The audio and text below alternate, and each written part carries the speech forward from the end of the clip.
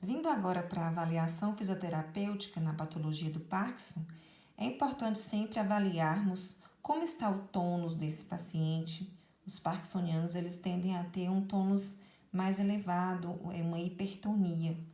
Como está o grau de rigidez em resposta aos movimentos passivos, assim como ativos e automáticos, quer dizer, será que eu consigo? Primeiro a gente testa a ADM de forma ativa. Se for incompleta, a gente testa essa ADM de forma passiva para ver como está o grau de rigidez desse paciente. As transições de movimento, quer dizer, solicitar ao paciente para deambular e para que ele faça o retorno. Será que ele consegue, de forma independente, fazer a volta, mudar de direção? Ou isso já tem se tornado difícil? Porque é comum que esse paciente ele tenha dificuldade e, infelizmente, em alguns casos, eles perdem essa autonomia da marcha independente. Eles necessitam de ajuda para virar de um lado para o outro. Eu estou caminhando em linha reta, eu preciso virar à direita ou à esquerda para entrar num cômodo. Em muitos casos, eles não conseguem. Então, essa transição de movimentos devem ser testadas. Como está o tronco desses movimentos, desse paciente? Se está rígido, se está já com alteração de postura, reações de endireitamento, equilíbrio, proteção. Esse paciente ainda apresenta ou já está dependente de outras pessoas? Como estão as AVDs desse paciente? Como está a capacidade cardiorrespiratória desse paciente?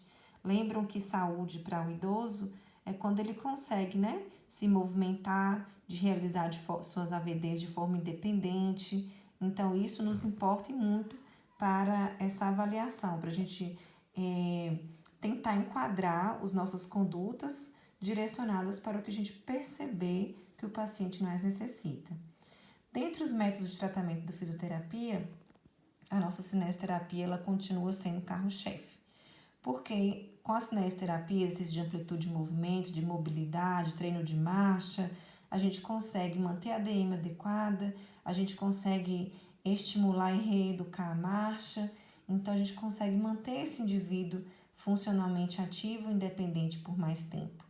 Então, entre os exercícios respiratórios, tanto para prevenção de agravos respiratórios ou para prevenção de acometimentos cardiorrespiratórios, tanto para acalmar esses pacientes, que a gente sabe que a alteração cognitiva de ansiedade, estresse, pode levar ainda mais à rigidez, pode levar ainda mais o tremor.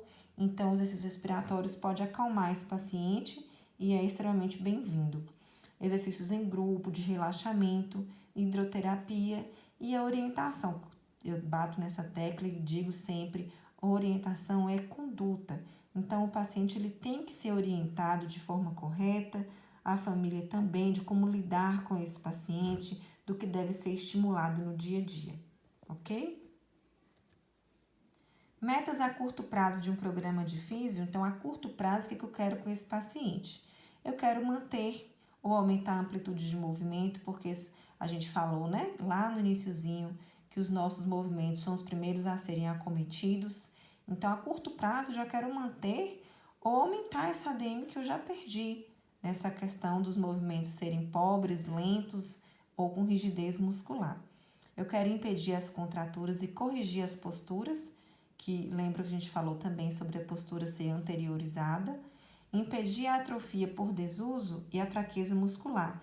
Porque, vamos lá, se eu tenho dificuldade de iniciar o movimento, se eu tenho lentidão nesses movimentos, muitos indivíduos acabam deixando de se movimentar ou perdem, ou por ser mais difícil, eles acabam não fazendo e acabam dependendo de pessoas mais rapidamente. Então, eu não posso deixar com que isso aconteça.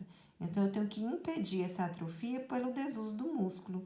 Eu preciso estimular os movimentos para esse paciente.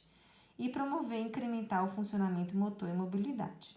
Isso é o que a gente pretende, o que a gente objetiva para curto prazo. Ainda a curto prazo, melhorar o equilíbrio e instabilidade postural, que é o que eu tenho mais medo em relação às quedas e à marcha. Manter ou aumentar a independência funcional nas atividades de vida diária, incrementar o padrão de marcha, que nada mais é que a reeducação da marcha, e trabalhar sempre, lembra que a gente falou sobre a hipomimia facial, a questão da respiração, expansão pulmonar, mobilidades torácicas e melhorar os padrões de fala também. A longo prazo, eu quero retardar ou minimizar a progressão e efeitos dos sintomas da doença, impedir o desenvolvimento de complicações e deformidades secundárias ao desuso, manter ao máximo as capacidades funcionais e manter ou melhorar a qualidade de vida do paciente, sempre no intuito de reintegrá-lo à sociedade. A gente não quer nunca que o nosso paciente de Parkinson ele fique recluso, né, pelo fato de ser difícil de se movimentar, pelo fato de ser risco de queda. Então, a melhor maneira não é isolar, é trabalhar para que ele reintegre a sociedade e prevenir agravos, prevenir queda e prevenir as depressões que podem se instalar nesse indivíduo. Para exercício de amplitude de movimento, então eu quero manter ou ganhar ADM, eu posso fortalecer os músculos que estão alongados e ao mesmo tempo alongar os músculos que estão retraídos e encurtados. Contraturas musculares específicas podem responder às técnicas de inibição autógena, que é aquela técnica que você vai até o limite do seu paciente, respeitando a dor, respeitando a ADM, e ali mantém por certo tempo, tenta se alongar mais um pouquinho, mantém, e aí vai ganhando de pouco a pouco a ADM, evitar o excessivo alongamento e dor, porque a dor não vai favorecer o movimento, o paciente pode se negar a realizar posteriormente, então eu tenho que sempre realizar o movimento respeitando a dor do paciente e os limites de cada um.